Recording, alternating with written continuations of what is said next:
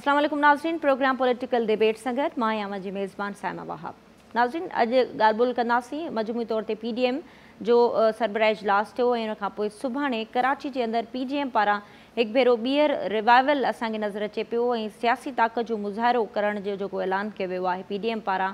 उन खां पोइ यकीनी तौर ते इन्हनि सवालनि जनम वरितो आहे त PDM जेका मुख़्तलिफ़ वक़्तनि ते इन पोज़ीशन में हुई त उहो हुकूमत खे घर भेड़ो करे सघे थी। 11 जमात इतिहाद पारां जेको अलायंस हुयो उन में जेका स्ट्रेंथ हुई, जेको उन्हनि जो बयानियो हुयो, उहो हिन वक़्तु ग्राउंड ते असांखे नज़र नथो अचे। पीपल्स पार्टी ऐं NP पारां जॾहिं PDM खां राहूं जुदा कयूं वियूं उन खां पोइ PDM पंहिंजी स्ट्रेंथ लूज़ कई आहे ऐं उन खां पोइ हिकु भेरो ॿीहर जेका PDM खे मुतहरिक करण जी जेका कोशिशि असांखे नज़र अचे पई उन में केतिरो PDM हिकु भेरो ॿीहर कामयाबु थींदी, इन मजमूई सूरत हाल ते अॼु ॻाल्हि ॿोल कंदासीं। नाज़रीन, प्रोग्राम में हिन वक़्तु मूंखे जॉइन कयो आहे पीपल्स पार्टी अॻवान आहिनि तंज़ीला कमरानी साहिबा। उन्हनि खां मजमूई तौर ते हिन वक़्तु PDM जी सूरत हाल जे हवाले सां ऐं पीपल्स पार्टी पारां उन्हनि जो जेको मौक़िफ़ आहे उहो वठंदासीं। तंज़ीला साहिबा, वरी महिरबानी, तव्हां वक़्तु ॾिनो। छा चवणु चाहींदा PDM हिकु भेरो ॿीहर मुतहरिक थींदे नज़र अचे पई ऐं सुभाणे कराची में हिकिड़ो शानदार जलसे जो बि इंतज़ाम कयो वियो आहे।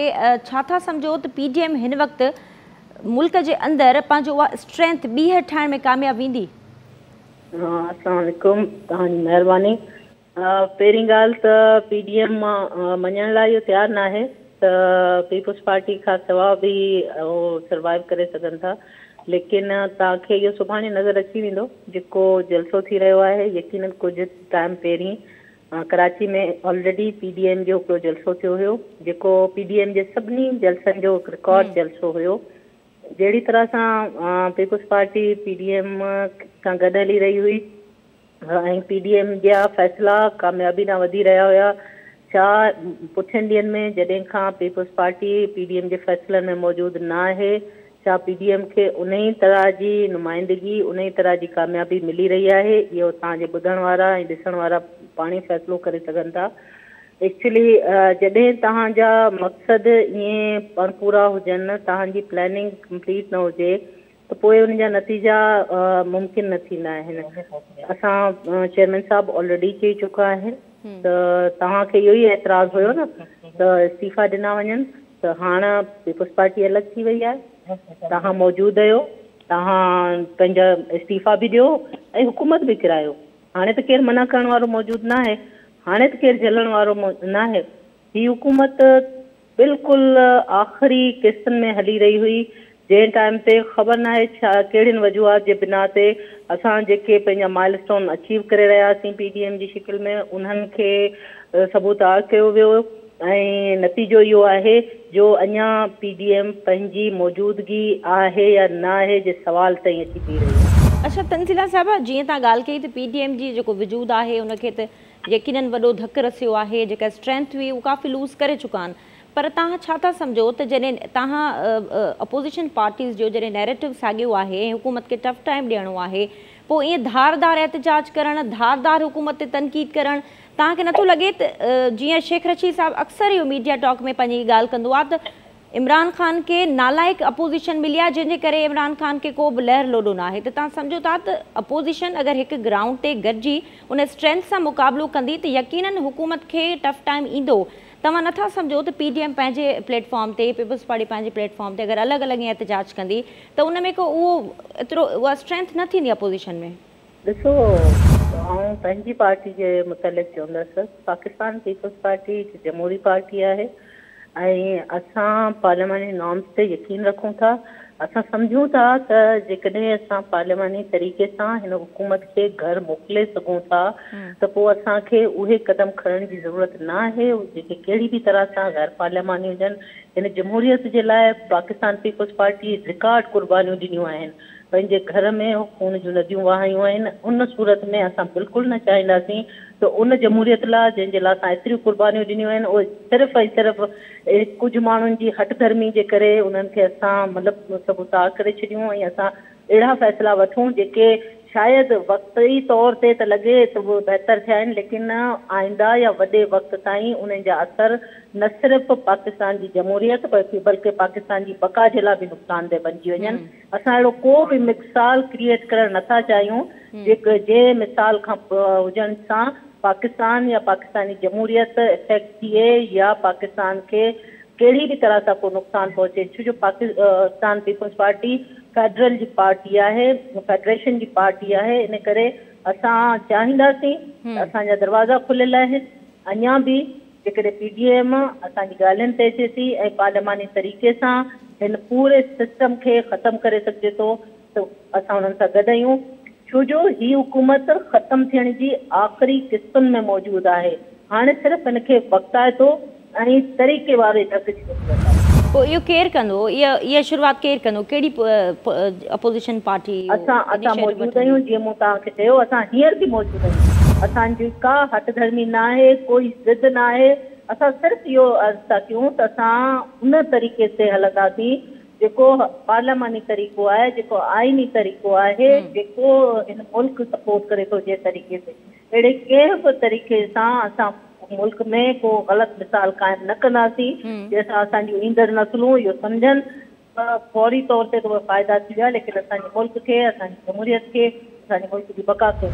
अच्छा तंज़ीला साहिबु, जीअं PDM खां धार थी पीपल्स पार्टी, उन खां पोइ PDM पंहिंजी स्ट्रेंथ यकीनन लूज़ कई आहे, पर हिन सॼी सूरत हाल में मुल्क अंदरि तव्हां अपोज़िशन जी ॻाल्हि कयो था, तव्हां चओ था त मुल्क जे अंदरि असली जेका मुख़ालिफ़ धुर जो किरदारु आहे उहा पीपल्स पार्टी अदा करे पई, पर मुल्क जी सभ खां वॾी अपोज़िशन जी पार्टी उहा नून लीग आहे ऐं पंजाब जे अंदरि हू टफ टाइम ॾेई सघे थी नून लीग खे। तव्हां सम्झो था त सिंध जे अंदरि अपोज़िशन जी तव्हां कहिड़ो टफ टाइम ॾेई सघो था हुकूमत खे? पाकिस्तान पीपल्स पार्टी ऑलरेडी मुस्तकिल जेको चाहे पार्लियामेंट जे अंदरि मौजूदु हुजे या तव्हां बिलावल भुट्टो ज़रदारी जूं हींअर जहिड़ी तरह सां हू आउटडोर मूवमेंट करे रहिया आहिनि, उन्हनि सभिनी खे तव्हां नज़र में रखी ॾिसी सघो था त कोशिशि मुकमल तरह सां इहा आहे त असां मुकमल तरीक़े सां पाकिस्तान जी अवाम खे रिलीफ ॾियारियूं। ही हिन मुल्क जहिड़े तरह सां नुक़सानु ॾिनो आहे, जहिड़ी तरह सां हिन मुल्क जी जेका गवर्नमेंट मौजूदु आहे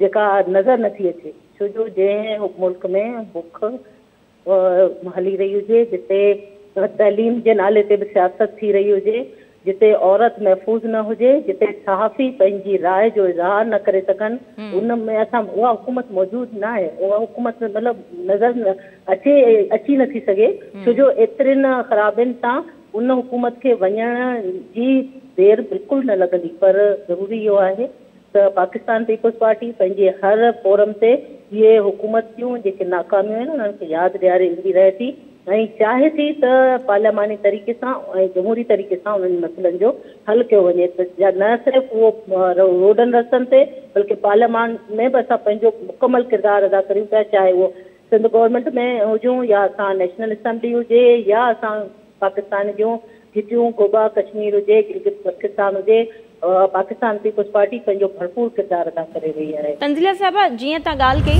PDM खे यकीनन पीपल्स पार्टी पारां गाइडलाइन ॾिनी वई ऐं जेको इनिशिएटिव आहे PDM जो उहो पीपल्स पार्टी वरितो। तव्हां सम्झो था त अगरि इहे सभु मामला अध में रोलड़े जो शिकार थी विया ऐं ॻाल्हियूं न ठही सघियूं 11 पार्टियुनि जे अंदरि, त तव्हां पारां को ॿीहर अहिड़ो इनिशिएटिव वठण जी को ॻाल्हि ॿोल हले पई PDM सां ॿीहर इतिहाद जे हवाले सां पीपल्स पार्टी जो छा मौक़िफ़ आहे हींअर? जीअं पहिरीं अर्ज़ु कयो त असांजे तरफ़ खां का वोड का ज़िद न आहे। पाकिस्तान जे लाइ असां पाकिस्तान पीपल्स पार्टी हमेशह मौजूदु आहे ऐं उन जे लाइ असांखे कंहिं क़िस्म जी कंहिं अनाज जी ज़रूरत न आहे, न ई पाकिस्तान पीपल्स पार्टी इहा करे सघे। असां अॼु बि चाहियूं था त जेके जमहूरी नॉर्म्स खे कंटिन्यू कंदे जेकॾहिं इहा तहरीक हलाई वञे त पीपल्स पार्टी गॾु रहंदी ऐं गॾु ई PDM सां पहिरीं वांगुरु पंहिंजा डिसीजन कंप्लीट कंदी ऐं माइलस्टोन अचीव कंदी। तंज़ीला साहिबा, इलेक्शन्स ॾांहुं वञनि पियूं पॉलिटिकल पार्टीज़, हाणे साल ॾेढ बचियो आहे, तव्हां सम्झो था त अगरि सूरत हाल वधीक बहितर बणाइणी आहे ऐं हिकिड़ी असली जमहूरियत जे अंदरि मुख़ालिफ़ धुर जो जेको किरदारु अदा करिणो आहे त तव्हां नथा सम्झो या वक़्त जी ज़रूरत आहे त तव्हां सभिनी पॉलिटिकल पार्टीज़ खे हिकु पेज ते अचिणो पवंदो, न त ॿी सूरत में त सिर्फ़ु बयानबाज़ी जी हद ताईं त इहो सभु ठीकु आहे त हुकूमत वञण वारी आहे, पर ग्राउंड ते अहिड़ी का शइ नज़र कोन थी अचे त ईंदड़ वक़्त में इलेक्शन्स जो जीअं ई माहौल ठहे पियो मुल्क अंदरि त तव्हां सभिनीनि पार्टियुनि खे तव्हांखे नथो लॻे त हिकु पेज ते अचिणो पवंदो? ॾिसो, तारीख़ शायदि आहे त पाकिस्तान पीपल्स पार्टी नज़रिया ज़रूरत ते कॾहिं बि कोन हली आहे। अगरि असांजा फ़ैसिला असां नज़रिया ज़रूरत तहत कया हुजनि हा त उन्हनि जा हिन वक़्तु शायदि असां इहो न चई रहिया हुजूं हा त असां घड़ी ख़ुदा बख़्श आबाद करे छॾियूं। जेकॾहिं असां नज़रिया ज़रूरत खे ॾिसी फ़ैसिला कयूं हा त शायदि असांखे एॾा वॾा नुक़सान न खणणा पवनि हा जेके पीपुल्स पार्टी खया आहिनि। लेकिन पीपुल्स पार्टी इन नज़रिया ज़रूरत खे रखण वारी न आहे। उहे पार्टीज़ आहिनि जंहिंजूं जड़ूं माण्हुनि जी दिलनि में मौजूदु न आहिनि, जेके नज़रिया ज़रूरत तहत कमु कंदियूं आहिनि। तो पीपुल्स पार्टी ऐं वरी बि चवंदसि जमहूरी पार्टी आहे, पाकिस्तान खे आइन ॾींदड़ पार्टी आहे। असां कॾहिं बि कोन चवंदासीं त हिन आइन खे डिस्ट्रॉय करण वारनि मां हिकु हुजूं। इहे नज़रिया ज़रूरत उहे माण्हू अप्लाई कंदा आहिनि जेके जिन खे हिन आइन जे तक़दुस जो, आइन जी अहमियत जी ख़बर न आहे। असां चाहींदासीं त मुल्क जा सभई फ़ैसिला असांजो जेको किताब मौजूदु आहे आइन जी शिकिल में असां उन जे तहत करियूं ऐं उन सां थींदड़ फ़ैसिला न सिर्फ़ु मयारी हूंदा बल्कि दूर आइन हूंदा, उन जे अॻिते हली बहितरीन नतीजा निकिरंदा ऐं उहे हमेशह कंटिन्यू रही सघंदा।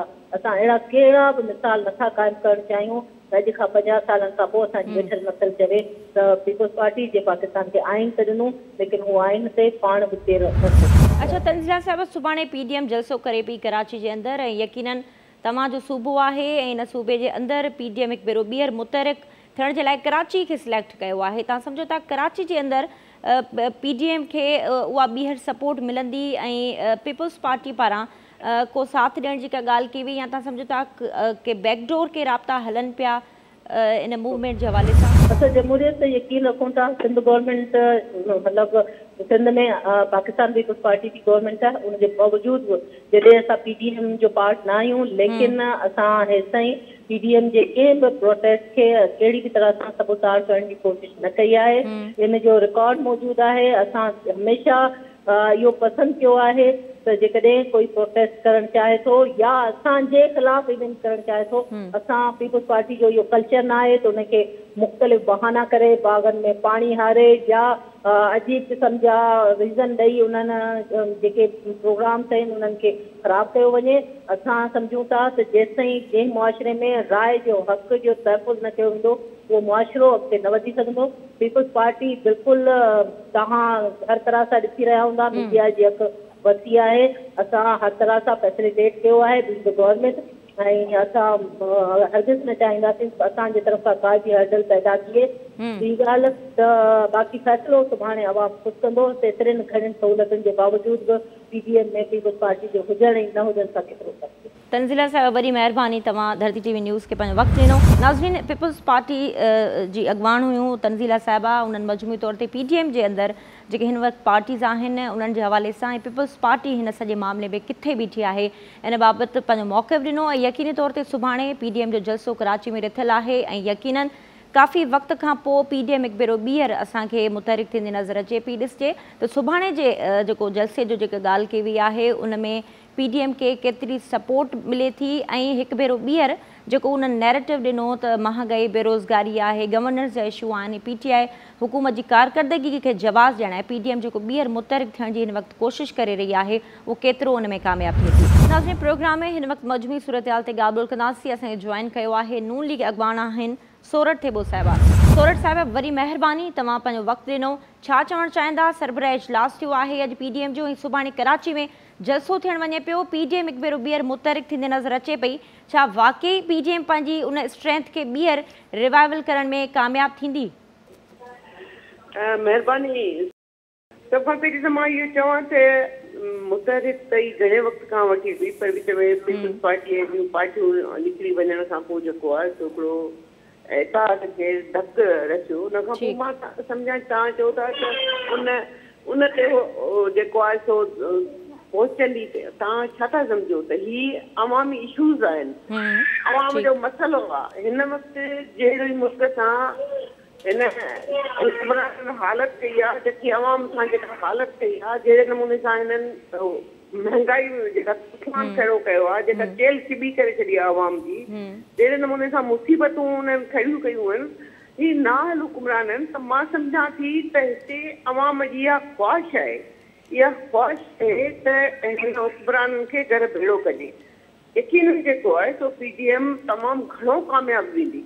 ये शइ हिकिड़ी पार्टी जी कोन हुई, ही शयूं अवामी इशूज़ आहिनि, अवाम जा मसइला आहिनि, अवाम जो आवाज़ आहे, अवाम जे दर्द जी ॻाल्हि आहे, अवाम जे दुख जी, हिन मुल्क जी जेका असली मसइलनि जी ॻाल्हि आहे, सो यकीनन जेको आहे सो ई कामयाबु थींदी। सूरत थेबो साहिब, तव्हां ॻाल्हि कई त इशूज़ जी सियासत करे पई PDM, पर तव्हां सम्झो था त जेके 11 जमातूं हुयूं PDM जे अंदरि, उन मां ANP पीपल्स पार्टी जे निकिरण खां पोइ तव्हां पाणी जी ॻाल्हि कई त धक तरसियो आहे PDM खे, पर तव्हां सम्झो था त अगरि तव्हांखे हिकु ई पेज ते अपोज़िशन करणी हुई त पोइ पाण में सुलह छो न कई वई, छो हिक ॿिए सां ॻाल्हियुनि जा दरवाज़ा बंदि कया विया ऐं छो पीपल्स पार्टी बिल्कुलु तव्हां खां साइड लाइन थी वेई रही, इहे छो थियो PDM जे अंदरि, उन जा बुनियादी कारण तव्हांखे कहिड़ा था लॻनि? ॾिसो मां तव्हांखे चयो पहिरियां बि इहा ॻाल्हि कई हुई त ही जेको PDM जो जेको जेका मूवमेंट आहे उहो अवाम जे लाइ, हिन मुल्क जे लाइ। हाणे हुन में जेकॾहिं कुझु पार्टियूं अहिड़े क़िस्म जी सोच रखी जेको आहे फिसाद खे धक रसायो त उन में उन्हनि पार्टियुनि जो ॾोह आहे न, उन इताद जेके अवाम जी ॻाल्हि कनि था उहो त उते ई बीठियूं आहिनि, उहो त अॼु बि अवाम जी ॻाल्हि कनि थियूं, अॼु बि जेको आहे उन्हनि मसइलनि जी ॻाल्हि कनि थियूं, अॼु बि हिननि नाअहल हुकुमराननि जे ख़िलाफ़ आहिनि, अॼु बि हिननि कूड़नि जेके ॾटो ॾेई कूड़ हणी धोखो करे अवाम जो हुकुमरानी कनि पिया। ॿियो ॾींहुं तव्हां ॾिठो त हिननि जेका 3 सालनि जी जेका कारकर्दगी मलाई, अवाम सां केॾो कूड़ ॻाल्हायो, ख़बर आहे जेको आहे सो मुल्क जी हालतूं कहिड़े नमूने सां लॻी पई आहे, कहिड़े नमूने सां डॉलर जेको आहे आसमान ते ॻाल्हि थो करे, कहिड़े नमूने सां पेट्रोल जेको आहे। अच्छा सूरत साहिब, जीअं तव्हां ॻाल्हि कई त तव्हां अवामी नुमाइंदा आहियो ऐं अॼु बि अवाम जे उन ॾुखनि दर्दनि ते अॼु बि तव्हांजो मौक़िफ़ उहो साॻियो आहे, पर PDM जे अंदरि अगरि पाण ॻाल्हि कयूं ऐं ख़ासि तौर ते PDM जे जेके अहम पार्टी आहे, नून लीग जे अंदरि जेके 2 नज़रिया हुया, तव्हांखे नथो लॻे त PDM में उन बि ॾार विधो आहे?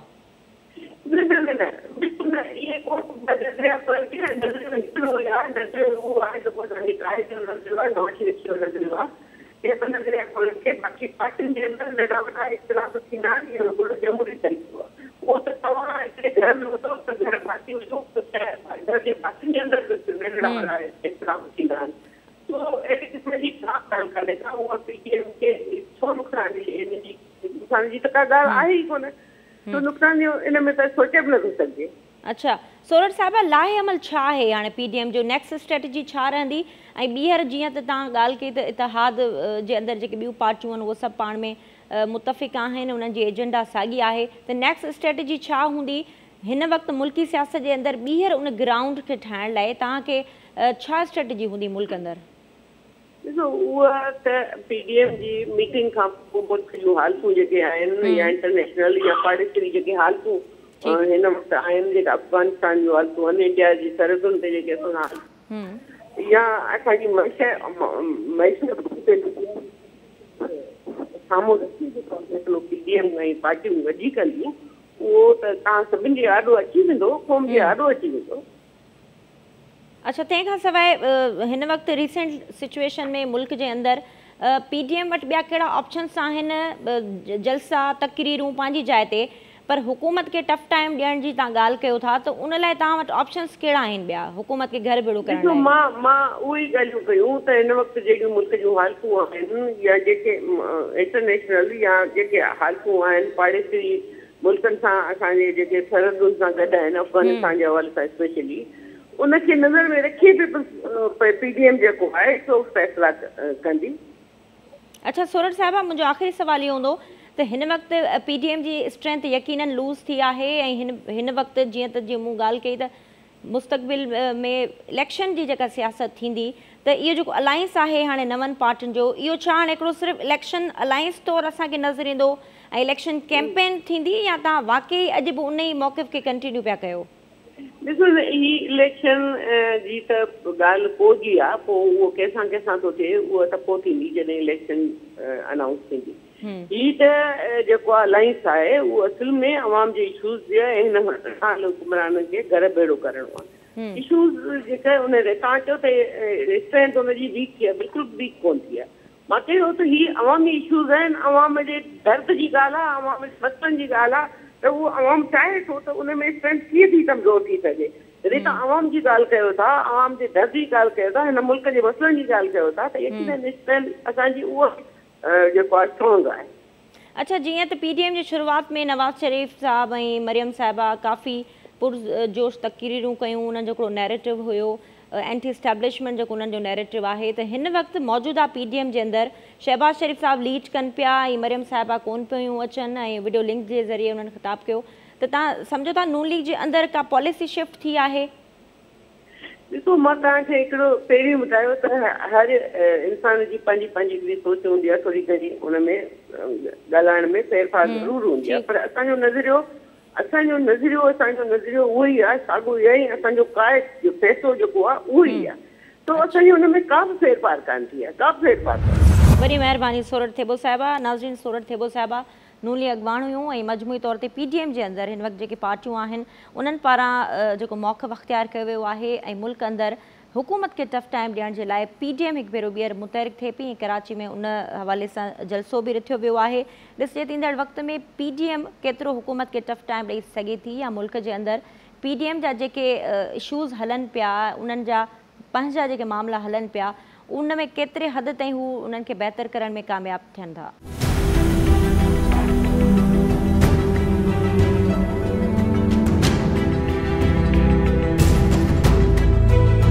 वेलकम बैक नाज़रीन। प्रोग्राम में PDM जी मजमूई सूरत हाल जे हवाले सां ॻाल्हि ॿोल सिलसिलो जारी आहे। हिन वक़्तु मूंखे जॉइन कयो आहे सीनियर सहाफ़ी तर्जनिगार मंज़ूर शेख साहब। मंज़ूर साहब, वरी महिरबानी, तव्हां वक़्तु ॾिनो। PDM जो सरबराही इजलास ऐं उनखां पोइ सुभाणे जलसो, लॻे थो तव्हांखे PDM पंहिंजो जेकी स्ट्रेंथ लूज़ कई हुई उनखे ॿीहर ठाहिण में कामयाबी थी? ॾाढो मुश्किल आहे। हुनजो सबबु इहो आहे त को बि इताद या को इन टाइप जेको अलायंस आहे उहो उनखे वॾो अरसो लॻे थो उहो पंहिंजे हिकिड़े लेवल ताईं पहुचण में। ऐं तव्हांखे ख़बर आहे त पीपल्स पार्टी वारे इशू खां पोइ PDM जेकी आहे उहा प्रैक्टिकली जेको आहे उहो टुटल हिकिड़ो इताद आहे। ऐं गॾो गॾु ॿियूं जेके पार्टियूं आहिनि, ख़ासि तौर ते मुस्लिम लीग नून जेकी आहे, उन जा जेके इंटरनल इशूज़ आहिनि उहे काफ़ी शदीद असांखे नज़र आया आहिनि हिननि महीननि में।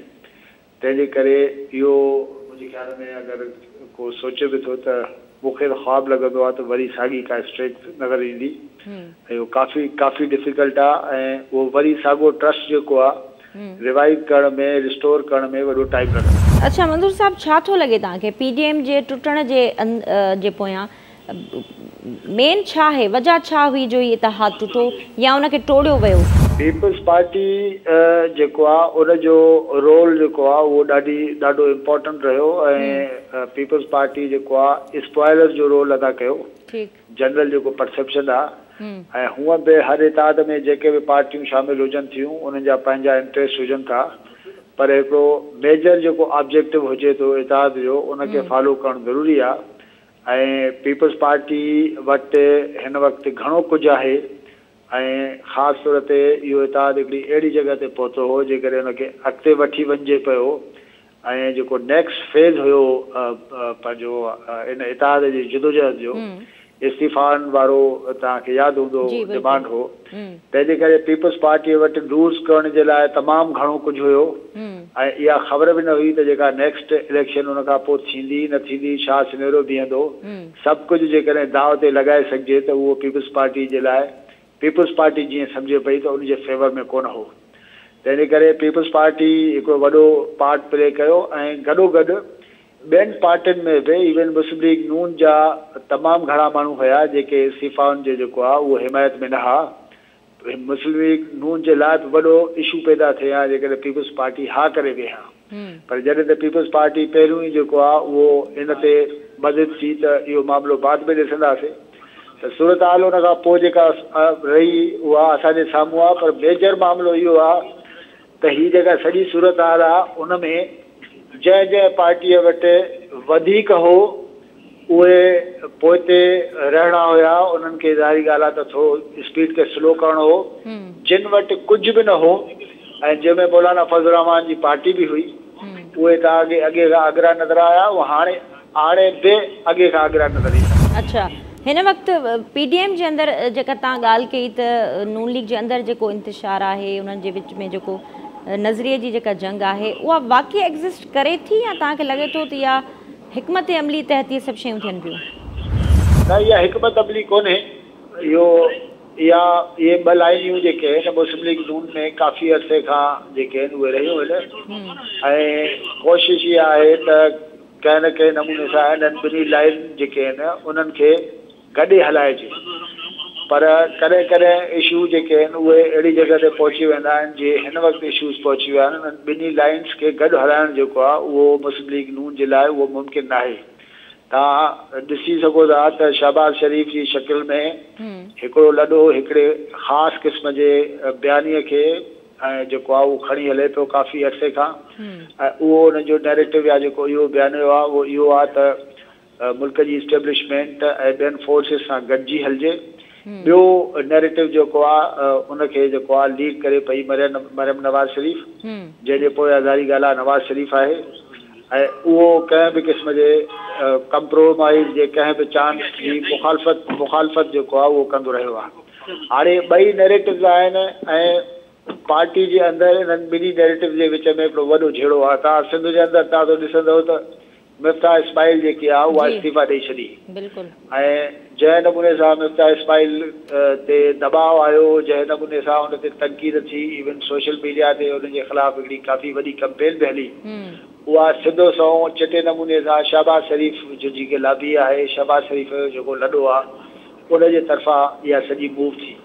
त तव्हां हाणे अंदाज़ो कयो त सूरताल पार्टी जे अंदरि इहा आहे ऐं गॾोगॾु पंजाब जे अंदरि बि पार्टी जे अंदरि सूरताल काफ़ी ख़राबु आहे ऐं काफ़ी जॻहियुनि ते माण्हू जेके आहिनि मुस्लिम लीग नून जा उहे सख़्तु कंफ्यूज़ आहिनि त करिणो छा आहे।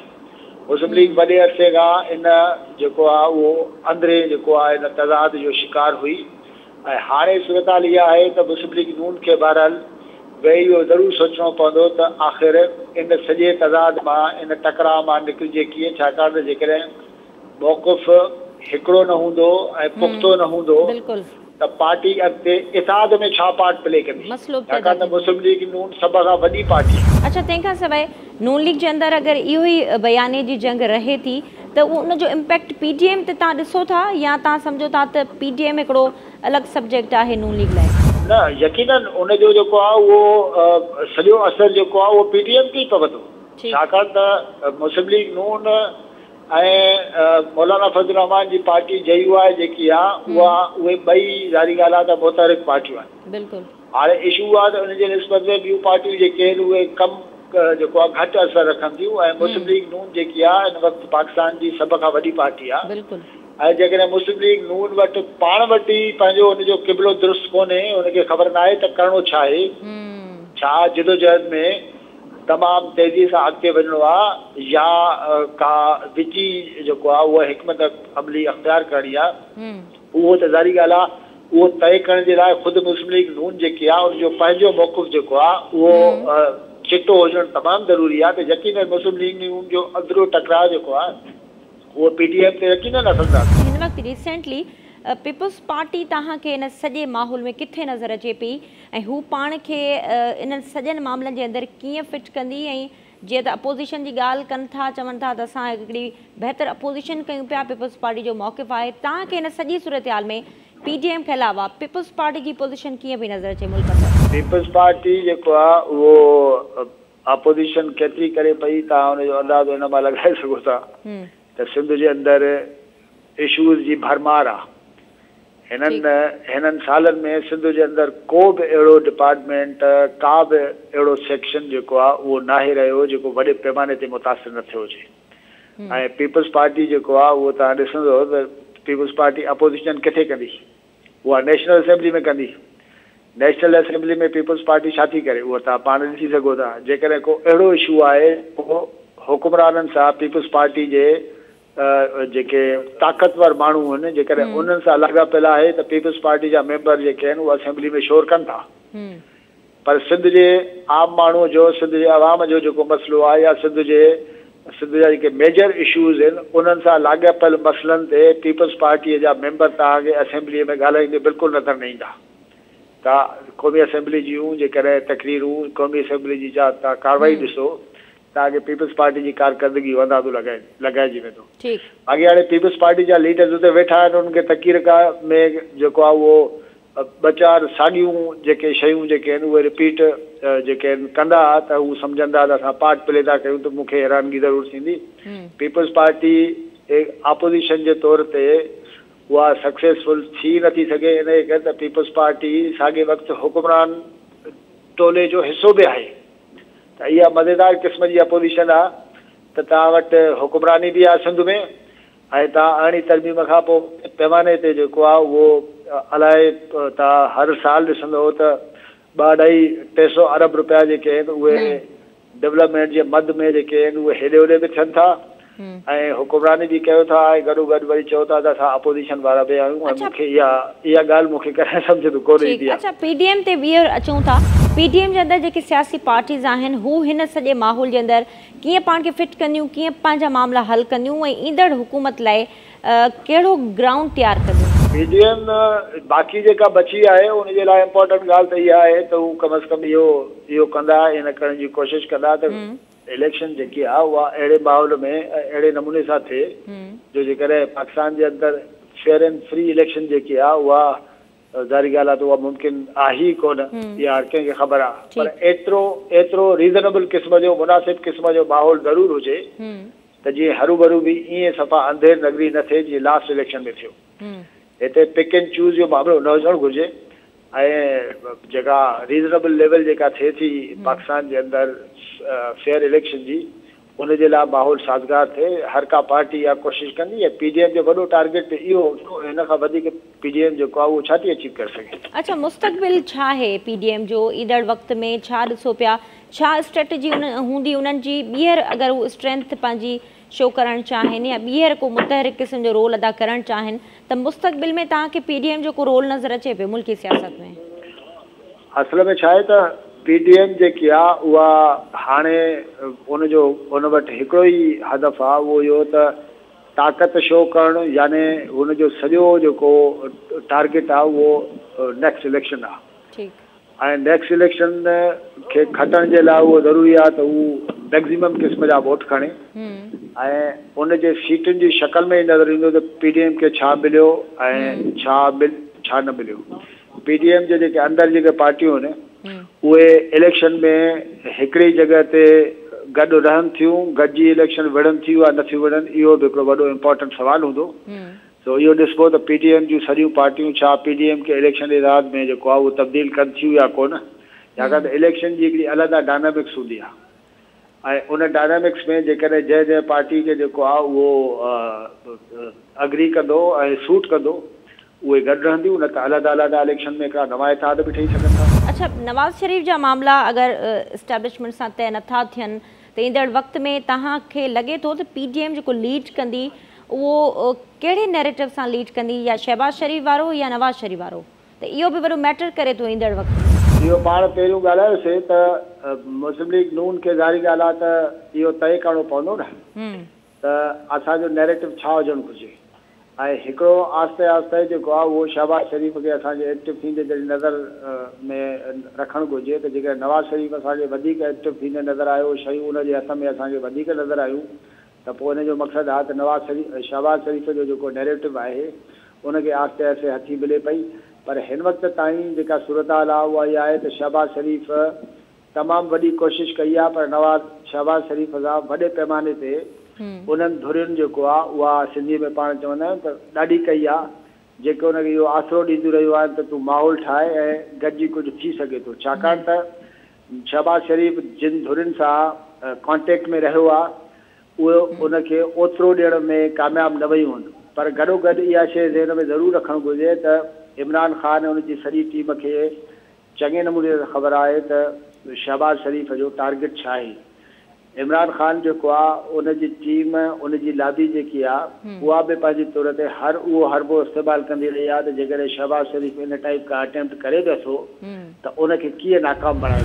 अच्छा, ऐं तंहिंखां सवाइ जीअं पीटीआई पारां जेका विच में असां हिकिड़ी ॾिठी मूव हुई त पीडीएम जे हवाले सां उन्हनि ॾिठो त उन्हनि चयो त इलेक्शन रिफॉर्म्स ते अचो, असां सां ॻाल्हायो, त त अहिड़ो को माहौल मुस्तक़बिल में तव्हांखे लॻे थो या PTI जो स्टांस उहो साॻियो ई हूंदो ऐं हू पंहिंजा 5 साल पूरा इन ई मौक़िफ़ ते रखंदी त हू बहितर कारकर्दगी करे पई या हुननि खे ज़रूरत नाहे इन माहौल खे ठाहिण लाइ?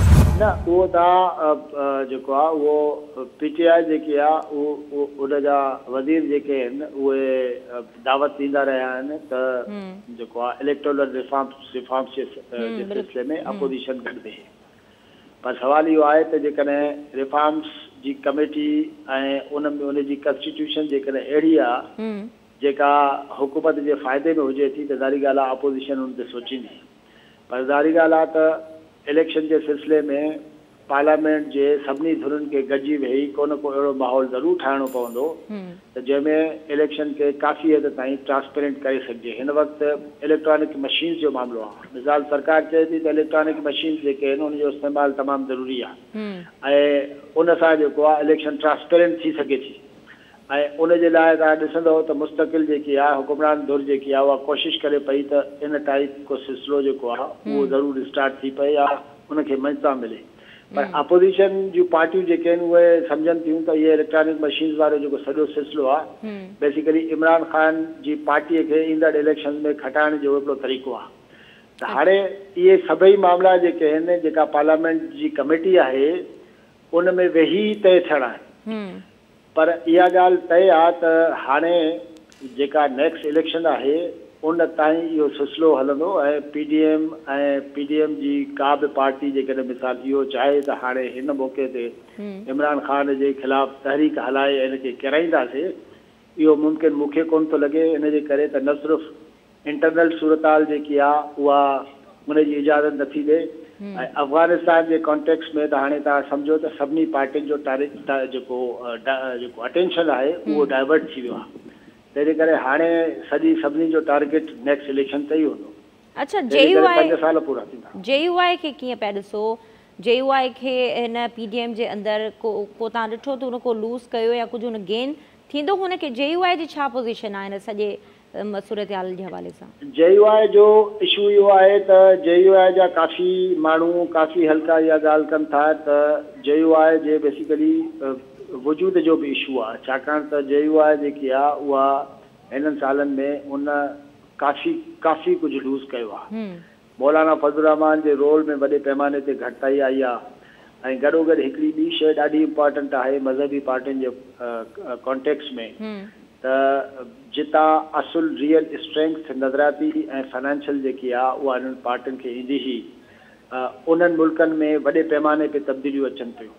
सऊदी अरेबिया UAE में तव्हांखे 2-3 सालनि जे अंदरि तव्हां तब्दीलियूं ॾिसंदव त अहिड़ियूं तब्दीलियूं आहिनि समाजी ऐं नज़रियाती हवाले सां जेके 8-10-15 साल पहिरियों को माण्हू सोचे बि कोन सघंदो हो। त हाणे जेको उहो सॼा जेके रिलीजियस पॉलिटिक्स जा जेके तस्वुर आहिनि उन्हनि में वॾे पैमाने ते चेंजिस अचनि। त ज़ाहिरी ॻाल्हि आहे त उन्हनि कॉन्सेप्ट्स ते जेकियूं पार्टियूं रिलीजियस पॉलिटिक्स कनि थियूं पाकिस्तान जे अंदरि उन्हनि जे हवाले सां बि तमामु हिकिड़ो वॾो फ़र्क़ु अची वियो आहे।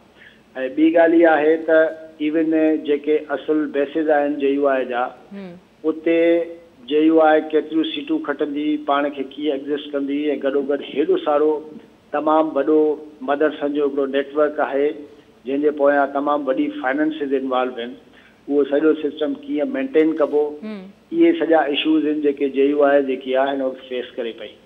तंहिंजे करे JUI जेकी आहे तव्हांखे तमामु वधीक इन करे बि एक्टिव नज़र अचे थी त JUI जेकी आहे उहा सभ खां वधीक चैलेंजिस उनजे साम्हूं आहिनि त तव्हांखे एक्टिव बि तव्हांखे उहा वधीक PDM में तव्हांखे नज़र आई वञे। सो तंहिंजे करे इहो सभु वॾो चैलेंज जेको आहे JUI जे लाइ आहे ऐं ॾिसजे त इहा चैलेंज खे कीअं मोड़ ॾिए थी ऐं हिन सूरत हाल मां कीअं थी निकिरे। वॾी महिरबानी मंज़ूर शेख साहब, तव्हां वक़्तु ॾिनो। नाज़रीन, मंज़ूर शेख साहब पंहिंजो तजियो ॾिनो। मजमूई तौर ते PDM जी जेका हिन वक़्तु सूरत हाल आहे, मुल्की सियासत में अपोज़िशन जो जेको किरदारु आहे उहो केतिरो मुतहरिक आहे ऐं जेको हुकूमत खे किराइण जो जेके दावाऊं सभई पॉलिटिकल पार्टीज़ कनि थियूं ऐं हू चवनि थियूं त हुकूमत जी कारकर्दगी जे करे ई हुकूमत हिन वक़्तु आख़िरी स्टेज ते आहे ऐं वञण वारी आहे। त हिन सॼी सूरत हाल जे हवाले सां इहा शइ साफ़ ज़ाहिर आहे त PDM पारां जेको स्ट्रेंथ हुन लूज़ कई उनखां पोइ ॿीहर PDM खे मुतहरिक थियण में वक़्तु लॻंदो ऐं ख़ासि तौर ते जेको नैरेटिव जी ॻाल्हि कई वई त नून लीग जे अंदरि जेका बयाने जी जंग आहे उन बि PDM ते वॾो असरु छॾियो आहे। मुल्की सियासत जे अंदरि जेके 9 जमातुनि जो हिन वक़्तु इतिहाद आहे उन पंहिंजी पोज़ीशन लूज़ कई आहे। प्रोग्राम जो वक़्तु पंहिंजी पुॼाणे ते पहुतो। पंहिंजी मेज़बान साइमा वाब खे ॾींदा इजाज़त। अल्लाह हाफ़िज़।